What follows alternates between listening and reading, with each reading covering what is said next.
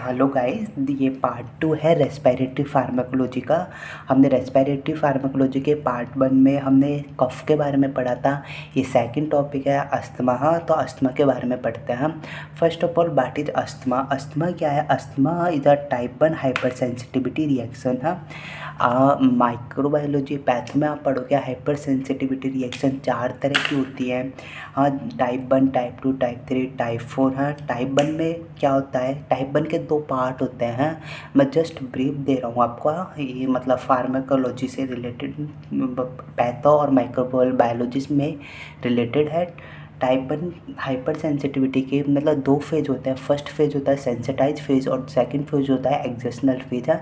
Sensitize phase में क्या होता है कि मास्ट सेल होती है ब्लड में, मास्ट सेल वो सेंसिटाइज हो जाती है टूवर्ड्स सर्टेन सर्टेन एलर्जेंस। हाँ, एलर्जेंस कुछ भी हो सकता है, dust particle, polar gain etcetera anything. हाँ, और एक्जेशनल फेज में क्या होता है, जो सेम एलर्जेंस जब बॉडी के अंदर एनकाउंटर होता है तो वो डायरेक्टली जो आईजी एंटीबॉडी है जो मास्ट सेल की सरफेस पे अटैच हो चुकी है सेंसिटाइज फेज में, हाँ, तो उन पे जाके अटैच हो जाता है आईजी एंटीबॉडी पे। जैसे जैसे ही एलर्जेंस आईजी एंटीबॉडी पे अटैच हो गया तो मास्ट सेल एक्टिवेट हो जाती है, और मास्ट सेल एक्टिवेट होके वो क्या करती है, वो डिग्रेनुलेशन है, इन्फ्लामेटरी मेडिएटर्स रिलीज करती है, उसे डिग्रेनुलेशंस बोलते हैं। जिससे क्या होता है, इन्फ्लामेशंस होता है। इन्फ्लामेशंस क्या करता है, लीड टू ब्रोंकियो कंस्ट्रिक्शन करता है, जिसे अस्थमा होता है। अस्थमा में क्या होता है, सिम्टम्स क्या है, डिस्फोनिया, सांस लेने में तकलीफ होती है, चेस्ट पेन होता है, सांस लेता है सीटी से वो वीज वीज वीज है। हाँ, सेकंड हम अस्थमा के ट्रीटमेंट के लिए हम 2 तरह की ड्रग्स देते हैं। ये अभी टॉपिक का ओवरव्यू भी है। हाँ, और 2 तरह की हम ड्रग्स देते हैं। पहली ड्रग है एंटी इन्फ्लामेटरी ड्रग और दूसरी ड्रग है ब्रोंकियोडायलेटर्स ड्रग है। एंटी इन्फ्लामेटरी ड्रग्स क्या है, इन्फ्लामेशंस को कम कर रही है। ये हम क्रॉनिक अस्थमा के केस है जो मतलब कंटिन्यू है, उस टाइम पे हम एंटी इन्फ्लामेटरी ड्रग्स देते हैं। इसके अंदर 5 तरह की ड्रग्स आती है। फर्स्ट आती है mast cell stabiliser, LOX inhibitor, हाँ, leukotrienes receptor antagonist, corticosteroid, monoclonal antibody. हाँ, सेकंड हम ड्रग्स देते हैं ब्रोंकोडायलेटर को हम देते हैं इमरजेंसी कंडीशंस में, एक्यूट अटैक ऑफ अस्थमा की कंडीशंस में हम एक्यूट केस में हम ब्रोंकोडायलेटर्स देते हैं। ब्रोंकोडायलेटर की कैटेगरी के अंदर 4 तरह की ड्रग्स आएंगी। बीटा 2 एगोनिस्ट है, एंटीकोलिनर्जिक ड्रग, थियोफाइलिन और मैग्नीशियम सल्फेट है। तो इस वाले पार्ट में हम अस्थमा के 2 पार्ट होने वाला है, पार्ट 1 पार्ट 2। पार्ट 1 में हम ब्रोंकोडायलेटर्स पढ़ेंगे और पार्ट 2 में हम एंटी इन्फ्लामेटरी ड्रग्स पढ़ेंगे, जिनको फर्दर 5 तरह की ड्रग्स में क्लासीफाइड किया है, और ब्रोंकोडायलेटर को further classified into the 4th category of the drug. तो ठीक है, हम अभी स्टार्ट करते हैं ब्रोंकोडायलेटर्स को। हाँ, फर्स्ट ऑफ ऑल हम फिजियोलॉजी पर समझते हैं कि हम कैसे अस्थमा का क्या क्या होता है। सबसे पहले क्या होता है, जो एंटीजेंस है, एंटीजन मतलब एलर्जेंस है। एलर्जेंस जो भी है वो बाइंड करता है आईजी एंटीबॉडी पे। आईजी एंटीबॉडी कहाँ पे, मास्ट सेल की सरफेस के ऊपर अटैच है। सेंसिटाइज सेल है, मास्ट सेल क्या है, सेंसिटाइज हो चुकी है। तो इस सेंसिटाइज सेल पे एलर्जेंस अटैच करता है, जिससे क्या होता है, मास्ट सेल क्या करती है, रिलीज करती है इन्फ्लामेटरी मेडिएटर्स को। डीग्रेनुलेशन सेम है, इसे डीग्रेनुलेशंस बोलते हैं। इन्फ्लामेटरी मेडिएटर्स में मेनली ल्यूकोट्राइन C4 और D4 एक्ट करता है, ब्रोंकस के ऊपर है, ब्रोंकस पे बाय सिस्ट LT1 रिसेप्टर है। ल्यूकोट्राइन C4 D4 है, ये क्या है, इन्फ्लामेटरी मेडिएटर्स है, जो क्या करता है, ब्रोंकस पे जाके ब्रोंकस पे एक्ट करता है बाय सिस्ट LT1 रिसेप्टर है, जिससे ये क्या कराता है, ब्रोंकियो कंस्ट्रिक्शन कराता है। इसका इफेक्ट क्या आता है, ब्रोंकियो कंस्ट्रिक्शन और अस्थमा है। लुकोट्राइन्स B4 इंटरल्यूकिन्स 5-4 ये क्या करते हैं, ये इन्फ्लामेशंस करते हैं, रिक्रूट इसिनोफिल्स इंक्रीज कर देता है, रिक्रूट्स कर देता है, जिससे क्या होता है, इन्फ्लामेशंस होता है। मेनली ये ल्यूकोट्राइन C4D4 ये क्या करता है, मेनली ब्रोंक को कंस्ट्रिक्शन कराता है, और ल्यूकोट्राइन B4 इंटरल्यूकिन्स 5 इंटरल्यूकिन्स 4 है, ये क्या करते हैं, इन्फ्लामेशंस कराते हैं। इसका फिजियोलॉजी है। सेकंड हम पढ़ते हैं मैनेजमेंट ऑफ अस्थमा है। अस्थमा के मैनेजमेंट के लिए हमें क्या करना है, इसके मैनेजमेंट के लिए हम सबसे पहले रिकमेंडेड करते हैं रिकमेंडेड हम करेंगे ब्रोंकियोडायलेटर है, ब्रोंकियोडायलेटर्स।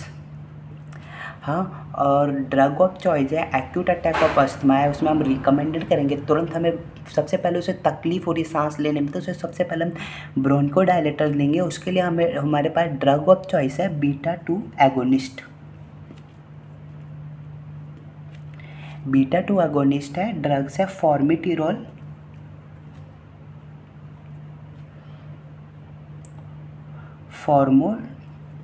फॉर्मोटिरोल प्लस माइनस ब्यूडेसिनोइड।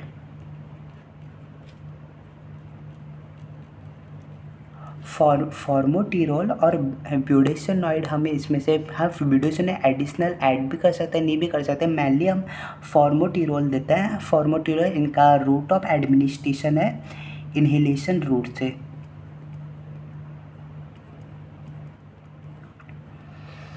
हाँ, इन्हेलेशन रूट से है। हम एक्यूट केस और अटैक में हम सबसे पहले ब्रोंकोडायलेटर में हम कौन सा देंगे, बीटा 2 एगोनिस्ट। बीटा 2 एगोनिस्ट में फॉर्मोटिरोल है, बीटा 2 में फॉर्मोटिरोल है, और फॉर्मोटिरोल रूट ऑफ एडमिनिस्ट्रेशन है इन्हेलेशंस रूट है। और सेकंड केस आता है हमारे पास स्टेटस अस्थमैटिकस है। स्टेटस अस्थमैटिकस है एक्यूट सीवियर अस्थमा। ये क्या होता है, स्टेटस अस्थमैटिकस वो कंडीशंस होती है जब हम यूजुअल डोज, हम बीटा 2 एगोनिस्ट फॉर्मोटिरोल के हम यूजुअल डोज देने पर भी रिलीफ नहीं हो रहा हो, मतलब उसे रिलीफ नहीं मिल रहा हो, हम यूजुअल डोज बीटा 2 एगोनिस्ट की देने के बाद भी हैं। इसके मैनेजमेंट ऑफ स्टेटस अस्थमैटिकस, इसके लिए हम मैनेजमेंट के लिए हम ह्यूमिडिफाइड ऑक्सीजन देंगे, ह्यूमिडिफाइड ऑक्सीजन है to treat hypoxia.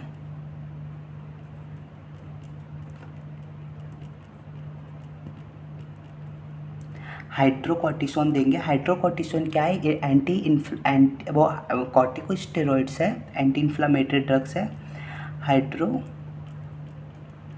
Hydrocortisone inflammation को ट्रीट करने के लिए हम देंगे, ट्रीट इन्फ्लामेशन।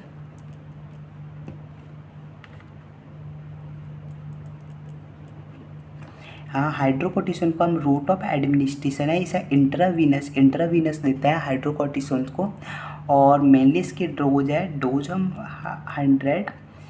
100 मिलीग्राम से स्टार्ट करेंगे, 100 मिलीग्राम है, और high dose of beta 2 agonist की हाई डोज देंगे, है बीटा 2 में फॉर्मोटिरोल है।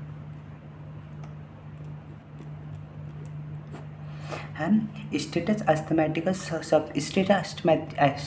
क्या है, ये वो कंडीशन है जिसमें यूजुअल डोज हम बीटा 2 एगोनिस्ट के देते हैं तब जाके भी रिलीफ नहीं मिल रहा हो, उसे हम स्टेटस अस्थमैटिकस बोलते हैं।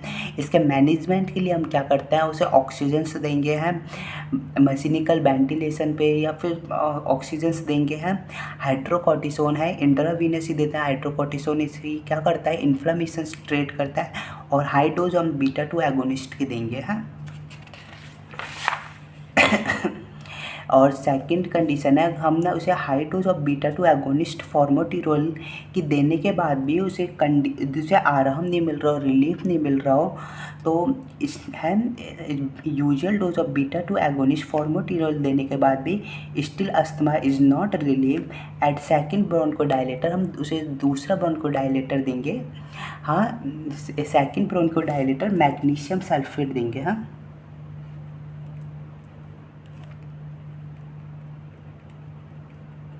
Magnesium sulphate. हाँ, फॉर्मोटिरोल के हाई डोज देने के बाद भी रिलीफ नहीं मिल रहा है तो उसे हम सेकंड ब्रोंकोडायलेटर देंगे मैग्नीशियम सल्फेट स्टील। अगर इसके बाद भी उसे नहीं मिल रहा हो, रिलीफ नहीं मिल रहा हो, तो थर्ड ब्रोंकोडायलेटर देंगे हम इप्राट्रोपियम है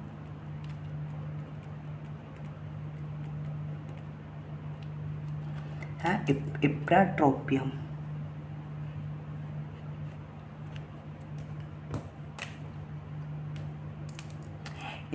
अगर आफ्टर इप्राटोपियम उसके बाद भी से still not covered, add fourth bronchodilator. इसके बाद हम फोर्थ ब्रोंकोडायलेटर ऐड करेंगे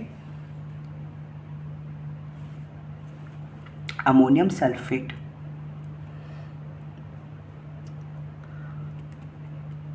अमोनियम सल्फेट नहीं, अमोनियम फाइलिन, अमीनोफाइलिन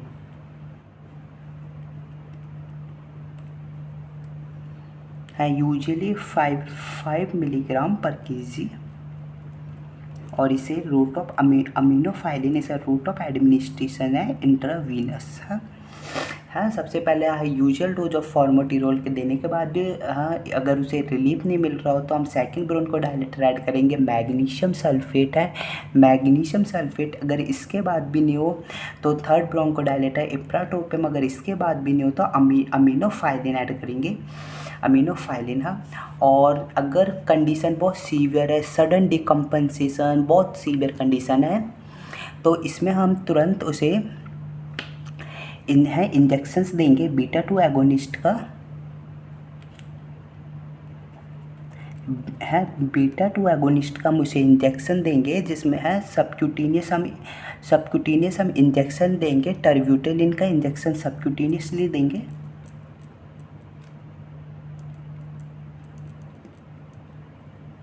और इंट्रावीनस हम इंजेक्शंस देंगे इसके अंदर सैल्मीटिरोल का।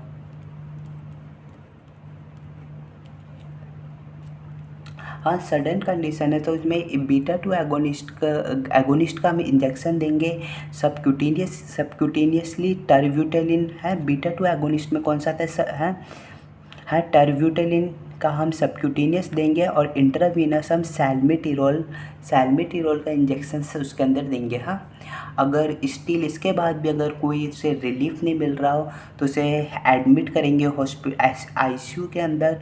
फिर हम जनरल एनेस्थीसिया देंगे हेलोथेन के पास मैक्सिमम ब्रोंकियो डायलेटर प्रॉपर्टी होती है। कीटामाइन ये सब कुछ उसे जनरल एनेस्थीसिया देंगे, उसे मशीनिकल वेंटिलेटर पे रखेंगे। देन उसे सोडियम बाइकार्बोनेट देंगे। सोडियम बाइकार्बोनेट से इसलिए देंगे कि मेटाबॉलिक एसिडोसिस के लिए हम सोडियम बाइकार्बोनेट हम उसे देंगे। हाँ, और एंटीबायोटिक देंगे कुछ इन्फेक्शंस वगैरह के लिए। ये सब कुछ मतलब ये ही इसका मतलब मेन तो यही है कि अगर फॉर्मेटिरोल की हाई डोज देने के बाद भी कोई रिलीफ नहीं है तो अगर कंडीशंस नॉर्मल है मतलब इतना सीवियर नहीं है तो उसमें हम मैग्नीशियम सल्फेट देंगे, तब रिलीफ नहीं मिला इप्राट्रोपियम। देन अमीनोफाइलिन। अगर सडन ब्रोजन कंडीशंस हैं तो उसमें सबक्यूटेनियसली हम इंजेक्शन देंगे टर्ब्यूटेलिन का और इंट्रावीनस हम देंगे सैल्मीटिरोल का। स्टिल नॉट कवर्ड तो एडमिट हो जाए आईसीयू, जनरल एनेस्थीसिया सब कुछ ये देंगे, सोडियम बाइकार्बोनेट ये सब कुछ। देन हम अपना ब्रोंकोडायलेटर में आपको ओवरव्यू में बताया था कि 4 तरह के ड्रग्स हम पढ़ेंगे। बीटा-2 एगोनिस्ट है, anticholinergic drugs, theophylline, magnesium sulphate है, जिसमें से फर्स्ट है बीटा-2 एगोनिस्ट है। बीटा-2 एगोनिस्ट क्या है, बीटा रिसेप्टर पे काम करता है। बीटा-2 रिसेप्टर क्या है, जीएस टाइप का जीपीसीआर रिसेप्टर्स है, जीएस टाइप का है। हाँ, बीटा-2 रिसेप्टर क्या लोकेटेड होता है ब्रोंकस है, उसमें बीटा-2 रिसेप्टर्स लोकेटेड होता है। बीटा-2 रिसेप्टर ब्रोंकस में लोकेटेड होता है, वो एक्टिवेट करता है है बीटा टू रिसेप्टर क्या करता है, एडिनाइल साइक्लिस को एक्टिवेट करता है। एडिनाइल साइक्लिस के एक्टिवेशन से क्या होता है, एटीपी कन्वर्ट हो जाती है साइक्लिक ईएमपी पे है। साइक्लिक ईएमपी का जैसे ही मतलब साइक्लिक ईएमपी का लेवल इंक्रीज हो जाता है, साइक्लिक ईएमपी का लेवल इंक्रीज होने से क्या होता है, ब्रोंकोडायलेशंस होता है। बीटा टू एगोनिस्ट है, बीटा टू एगोनिस्ट मतलब बीटा रिसेप्टर पे एक्ट करता है। बीटा रिसेप्टर क्या करता है, एडिनाइल साइक्लिस को एक्टिवेट करता है। एडिनाइल साइक्लिस से क्या होता है कि हम साइक्लिक एएमपी का लेवल इंक्रीज होता है। साइक्लिक एएमपी क्या करता है, ब्रोंकोडायलेटर करता है। और साइक्लिक एएमपी डिग्रेडेड करता है फॉस्फोडाइस्टरेज एंजाइम से है। फॉस्फोडाइस्टरेज 4 से डिग्रेडेड होता है। तो अगर साइक्लिक एएमपी बढ़ाना चाहते हैं तो हम इस एंजाइम को इनहिबिट कर सकते हैं, तो देन साइक्लिक एएमपी का लेवल आल्सो इंक्रीजेस। हाँ, बीटा टू एगोनिस्ट भी दो तरह के होते हैं।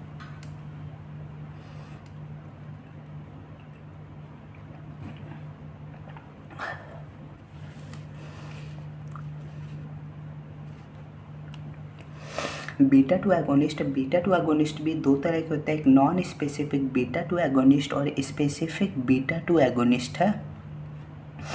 Non specific beta two agonist मतलब क्या होता है कि वो सारे बीटा रिसेप्टर्स हैं, beta 1 beta 2 beta 3 all beta receptor पे एक्ट करते हैं। इसका एग्जांपल है beta two non specific beta two agonist, इसका एग्जांपल है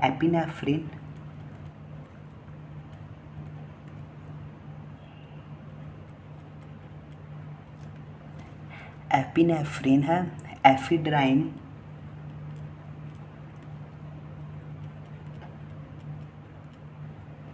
आइसोप्रिनलिन।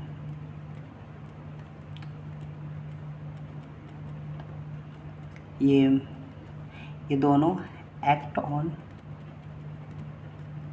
अल्फा एंड बीटा रिसेप्टर, ये ओनली बीटा रिसेप्टर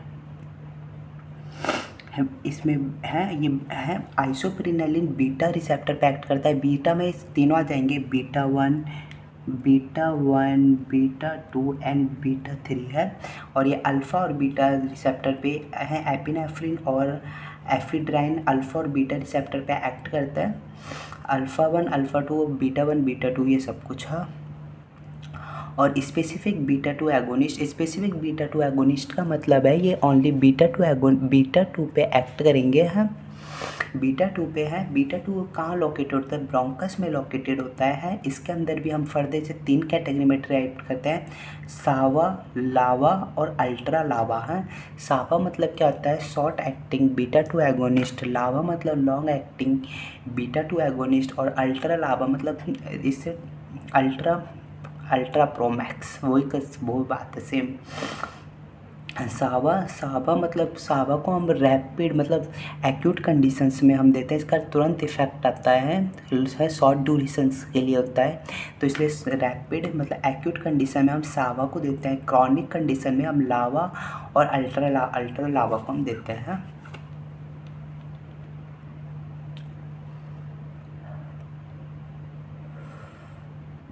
एपिनेफ्रिन को ब्रिटल अस्थमा टाइप 2 में ड्रग ऑफ चॉइस है। Epinephrine drug of choice of brittle asthma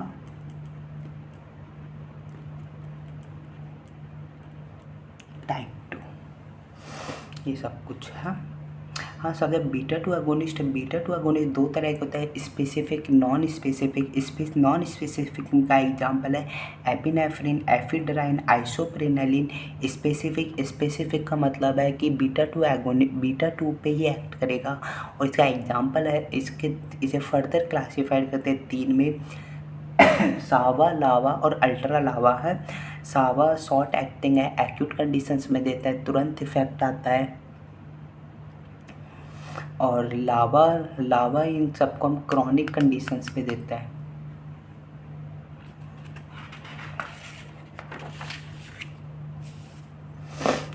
हाँ सावा सावा का, हाँ इसमें देखते हैं हम सावा सावा सावा का हम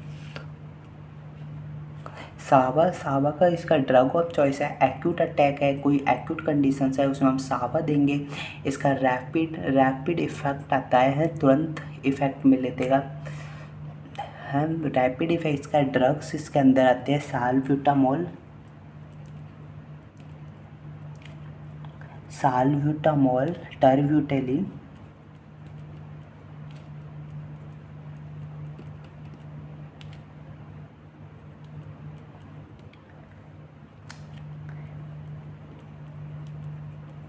पिरब्यूटेरॉल। सावा सावा के अंदर तीन है, सावा का ड्रग है उसके अंदर है ड्रग्स इंक्लूड है, साल्ब्यूटामोल, टर्ब्यूटेलिन है, साल्ब्यूटामोल, टर्ब्यूटेलिन और पिरब्यूटेरॉल है, पिरब्यूटेरॉल है। इनको है ड्रग ऑफ चॉइस है, एक्यूट अटैक में हम सावा देते हैं। सावा के अंदर तीन ड्रग्स हैं, साल्ब्यूटामोल, टर्ब्यूटेलिन, पिरब्यूटेरॉल है, ये सब कुछ।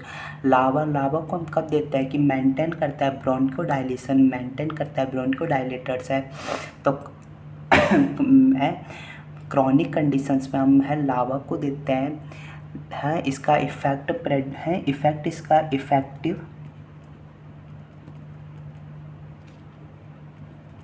12 घंटे के लिए इसका इफेक्ट, 12 घंटे के लिए इसका इफेक्ट है इसका एग्जाम्पल है इसे ड्रग्स है, ड्रग्स में इंक्लूडेड है सैल्मीटिरोल,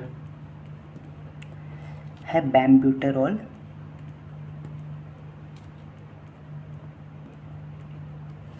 सैल्मीटिरोल और बैम्ब्यूटेरॉल लावा लावा के अंदर आती है। लावा है में हम दो ड्रग्स है, सैल्मीटिरोल और बैम्ब्यूटेरॉल है, बैम्ब्यूटेरॉल। और अल्ट्रा लावा है, इसे दिन में 2 बार देते हैं, ट्वाइस इन अ डे। और अल्ट्रा लावा इसका इफ़ेक्टिव है फॉर 24 आवर्स के लिए, इसे दिन में 1 बार के लिए देते हैं। तो यही सेम क्रॉनिक कंडीशंस में देंगे। ये क्या मेंटेन करते हैं ब्रोंकोडायलेशंस को। इसके अंदर ड्रग्स है, ड्रग्स आते हैं इंडिका टिरोल, विलेंटिरोल,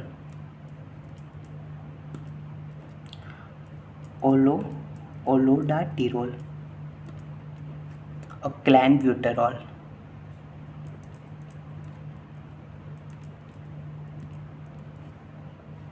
आप इसको निमोनिक से भी याद रख सकते हो। आइवॉक है, इंडिकाटिरोल, विलेंटिरोल, ओलोडाटिरोल, क्लैंब्यूटेरॉल है, क्लैंब्यूटेरॉल बैन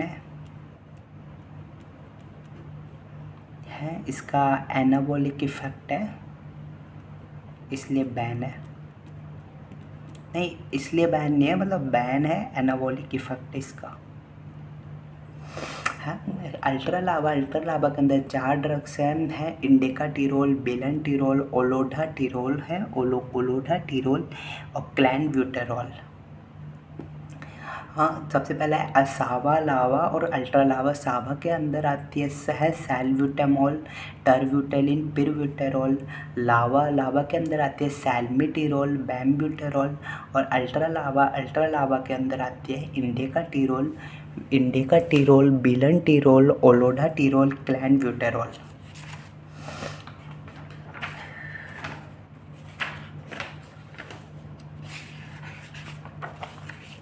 हाँ फॉर्मिटिरोल है, फॉर्मोटिरोल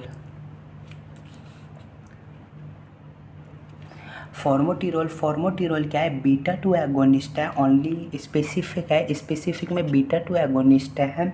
इसका दोनों इफेक्ट है, सावा और लावा इफेक्ट है, इसका दोनों प्रॉपर्टी है, शॉर्ट एक्टिंग भी है और लॉन्ग ड्यूरेशन के लिए ब्रोंको डायलेट कर देती है। तो इसको स्मार्ट थेरेपी में भी यूज, स्मार्ट थेरेपी नेचर है इसका। है फॉर्मोटिरोल है एक्यूट कंडीशंस में, और क्रॉनिक में हम फॉर्मोटिरोल देते हैं। और route of administration of beta 2 agonist का रूट ऑफ एडमिनिस्ट्रेशन है इनहेलेशंस रूट ऑफ एडमिनिस्ट्रेशन या ओरल रूट, इनहेलेशन से और ओरल है। और सबक्यूटेनियस इंजेक्शन हम सबक्यूटेनियस टर्ब्यूटेलिन का हम सबक्यूटेनियस इंजेक्शंस देते हैं।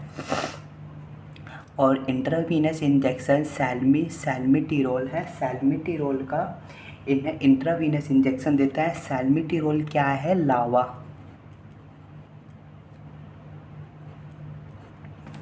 लावा है। और टर्ब्यूटेलिन क्या है? सावा। हाँ, इसमें टर्ब्यूटेलिन का सबक्यूटेनियस इंजेक्शन देते हैं। सैल्मिटीरोल का हम इंट्रावीनस इंजेक्शन देते हैं। हाँ, साइड इफ़ेक्ट या adverse effect of beta two agonist. इसका बीटा टू एगोनिस्ट का साइड इफ़ेक्ट क्या है?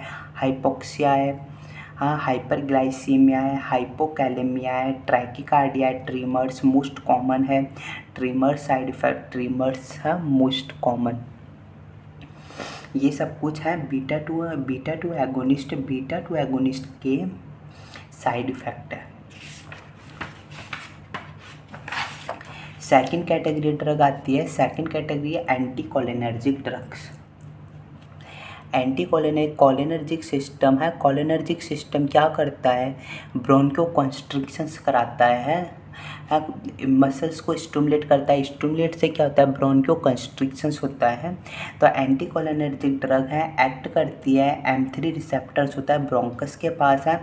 M3 रिसेप्टर के स्टिमुलेशन से क्या होता है? ब्रोंको कंस्ट्रिक्शन होता है। जब इन्हें ब्लॉकेज कर देंगे M3 रिसेप्टर को तो क्या होगा? ब्रोंको डायलेटर से होगा।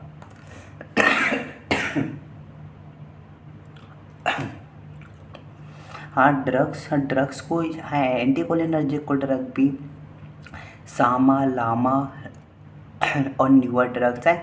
सामा क्या है? शॉर्ट एक्टिंग ड्रग्स है। शॉर्ट एक्टिंग है तो इसका मतलब क्या हुआ कि इसका तुरंत इफेक्ट आएगा और शॉर्ट ड्यूरेशंस के लिए आएगा। तो इसको किस कंडीशन में देंगे? एक्यूट कंडीशंस में हम देंगे। इसका एग्जांपल है इप्राट्रोपियम।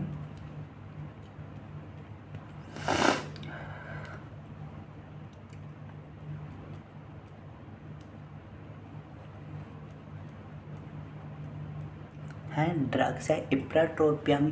हाँ, इसे एक्यूट कंडीशंस में एक्ट करते हैं और add on beta two agonist के साथ हम ऐड करते हैं। स्टेटस अस्थमैटिकस में इप्राट्रोपियम है। लामा क्या है? लामा ड्रग्स इंक्लूडेड है इनके अंदर। ड्रग है टायोट्रोपियम,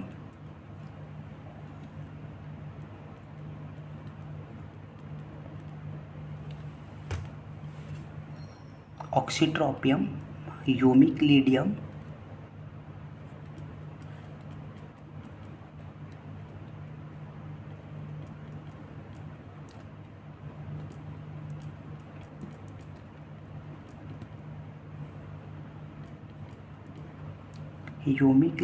एक्लाइडियम,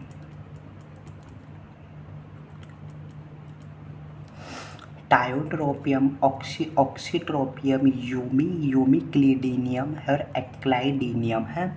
और न्यूअर ड्रग है रीवाफेनासिन है, रेविफेनासिन ग्लाइकोपाइरोलेट।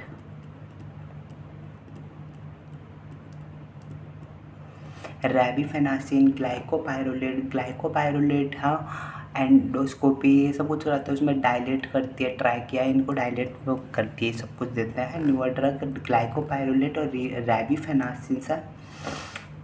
लामा को हम है लॉन्गेस्ट एक्टिंग है, क्रॉनिक कंडीशन में देते हैं। इसका रूट ऑफ एडमिनिस्ट्रेशन है लामा का route of administration inhalation root.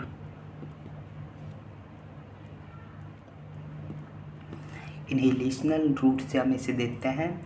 Tiotropium, ऑक्सीट्रोपियम, यूमिक्लिडीनियम, एक्लाइडीनियम है। और न्यूअर ड्रग है ट्रेट क्रॉनिक सीओपीडी से।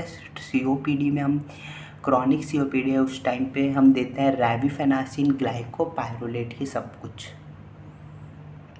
साइड इफ़ेक्ट एंटीकोलिनर्जिक ड्रग, उसका साइड इफ़ेक्ट है ड्राई कफ, ड्राई म्यूकस है, कॉन्स्टिपेशन से, यूरिन रिटेंशन, ये सब कुछ। और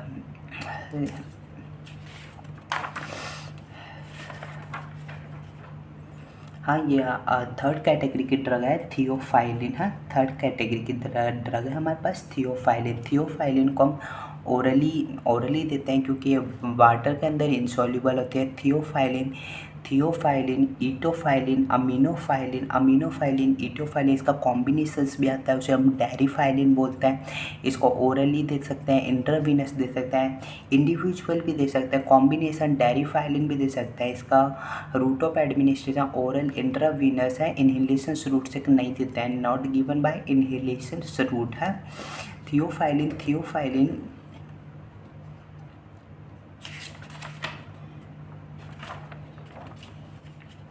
थियोफाइलिन क्या होता है? थियोफाइलिन है नॉन स्पेसिफिक फोस्फोडाइस्टरीज इनहिबिटर है। हाँ, आपको बीटा टू एगोनिस्ट में अभी पढ़ा था ना, साइक्लिक सीएमपी का लेवल इंक्रीज हो जाता है बीटा टू रिसेप्टर के एक्टिवेशन से। तो साइक्लिक सीएमपी क्या करता है? ब्रोंको डायलेट कराता है। तो साइक्लिक सीएमपी को ब्रेक डाउन कौन करता है? फोस्फोडाइस्टरेज। तो इसे इनहिबिट कर देंगे तो साइक्लिक सीएमपी का लेवल इंक्रीज हो जाता है। तो इसे इनहिबिट कौन करता है? थियोफाइलिन है, पर नॉन स्पेसिफिक एक्शंस है थियोफाइलिन का है मैकेनिज्म। और इसका मतलब थियोफाइलिन के बहुत सारे मैकेनिज्म है, एक ही तरीके से नहीं है, इसे और भी कंडीशंस में हम थियोफाइलिन देते हैं। जैसे फोस्फोडाइस्टरेज 4 इनहिबिटर है, जिससे क्या होता है? साइक्लिक सीएमपी का लेवल इंक्रीज हो जाता है, उससे क्या होता है? ब्रोंको डायलेट हो जाता है। इसका मेन मैकेनिज्म है अस्थमा के केस में इसका मेन मैकेनिज्म क्या है? फोस्फोडाइस्टरेज 4 इनहिबिटर है। सेकंड इसका है एडिनोसिन A1 रिसेप्टर को ब्लॉक कर देता है। एडिनोसिन A1 रिसेप्टर को ब्लॉक कर देता है, जिससे क्या होता है? ब्रोंको डायलेट हो जाता है। थर्ड है inhibit natural factor kappa beta को इनहिबिट करता है। फोर्थ है कैल्शियम चैनल ब्लॉकर है। फिफ्थ है हिस्टोन्स का एसिटाइलेशन करता है, जिससे क्या होता है कि इन्फ्लामेशंस कम हो जाता है और रिड्यूस इन्फ्लामेशन। पाँच इसके मैकेनिज्म है। इसे आप निमोनिक से याद रख सकते हो, PNCHI पंछी। हम इससे फर्स्ट है इसका फोस्फोडाइस्टरेज 4 इनहिबिटर। सेकंड है एडिनोसिन A1 रिसेप्टर ब्लॉकर है, इसे ब्लॉक करता है। थर्ड है नेचुरल फैक्टर कप्पा बीटा को इनहिबिट करता है। फोर्थ है कैल्शियम चैनल ब्लॉकर। फिफ्थ है हिस्टोन एसिटाइलेशन और सिक्स्थ है इन्फ्लामेशंस को रिड्यूस करता है। हाँ, ये थियोफाइलिन क्या है? नॉन स्पेसिफिक है। ये एडिशनल पॉइंट है, एक्स्ट्रा पॉइंट है specific phosphodiesterase 4 inhibitor approved as a bronchodilator in COPD में है रोफ्लुमिलास्ट और द सिलोमिलास्ट, ये दो ड्रग्स हैं। ये क्या है? स्पेसिफिक फोस्फोडाइस्टरेज 4 इनहिबिटर है, स्पेसिफिक। हाँ, रोफ्लुमिलास्ट और सिलोमिलास्ट इसे अप्रूव्ड है, ये ब्रोंकोडायलेटर इन COPD कंडीशंस में है। थियोफाइलिन को ओरली देते हैं। इटोफाइलिन, अमीनोफाइलिन है, इन दोनों का कॉम्बिनेशन भी आता है, उसे डेरिफाइलिन बोलता है। इसका route of administration oral intravenous और इनहेलेशन रूट से नहीं दे सकते हैं, not given by inhalational route है। थियोफाइलिन की टॉक्सिसिटी है, इसका टॉक्सिसिटी अगर थियोफाइलिन की हो जाएगी तो उसका जो है, जो इसमें थियोफाइलिन का उसमें जो साइनो सिम्टम्स है, इनमें seizures, urinations, GIT disturbance, headache, arrhythmia, seizure और यूरिनेशन। ये किस वजह से हुआ?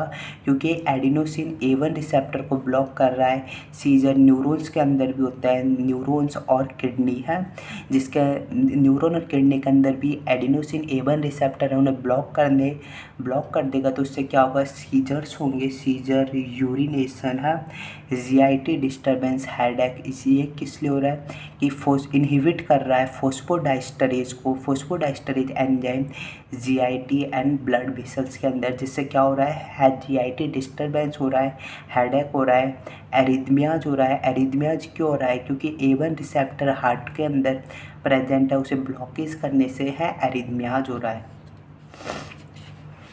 ये सब कुछ थियोफाइलिन की टॉक्सिसिटी। अब फोर्थ कैटेगरी के ड्रग है हमारे पास, लास्ट ब्रोंकोडायलेटर ड्रग है मैग्नीशियम सल्फेट है। मैग्नीशियम सल्फेट क्या करता है, कैल्शियम चैनल को ब्लॉक करता है। Block of the calcium channel के ब्लॉक करने से क्या होता है कि ब्रोंकोडायलेट हो जाता है। इसे हम मैग्नीशियम सल्फेट को रूट ऑफ एडमिनिस्ट्रेशन है, इंट्रावीनस है, रिकमेंडेड करते हैं हम स्टेटस अस्थमैटिकस में हम मैग्नीशियम सल्फेट को हम रिकमेंडेड करते हैं। और मैग्नीशियम सल्फेट को अदर देन अस्थमा भी यूज करता है, जैसे कि टॉर्सडेट डिपॉइंटेज है ड्रग ऑफ चॉइस। एरिथमिया के केस में है magnesium sulphate drug of choice है। टॉर्सडेज डिपॉइंटेड्स में magnesium sulphate, magnesium hydroxide, aluminium hydroxide, इसका सिरप सस्पेंशन आता है उसे। एंटासिड्स में मैग्नीशियम सल्फेट क्या आता है, लैक्सेटिव इफेक्ट है। लैक्सेटिव इफेक्ट कॉन्स्टिपेशंस के केस में, कॉन्स्टिपेशंस होता है यूज फॉर कॉन्स्टिपेशन, उसमें मैग्नीशियम सल्फेट देते हैं। और एल्यूमिनियम सल्फेट किस में देता है, डायरिया के केस में है। और दोनों का साल्ट मैग्नीशियम एल्यूमिनियम सल्फेट को एंटासिड्स भी देते हैं। ये सब एडिशनल पॉइंट है। मैग्नीशियम सल्फेट का लैक्सेटिव इफेक्ट होता है जो हम की कॉन्स्टिपेशंस की केस में देते हैं। और टोकोलाइटिक एजेंट है, रिलैक्स करता है यूट्रस को, रिलैक्स करता है। स्टेटस अस्थमैटिकस में तो हम मैग्नीशियम सल्फेट को देते हैं। और मैग्नीशियम सल्फेट का टॉक्सिसिटी का अगर फर्स्ट साइन है loss of the deep tendons के loss of deep tendon reflex, knees arc reflex, ये सब कुछ। और एंटीडोट है मैग्नीशियम सल्फेट की टॉक्सिसिटी का इंट्रावीनस कैल्शियम ग्लूकोनेट, ये सब कुछ। Thank you guys. अगर नेक्स्ट पार्ट में हम एंटी इन्फ्लामेटरी ड्रग्स पढ़ेंगे अस्थमा के बारे में, ये सब कुछ ब्रोंकोडायलेटर था। 4 तरह की हमने ड्रग्स पढ़ी थी।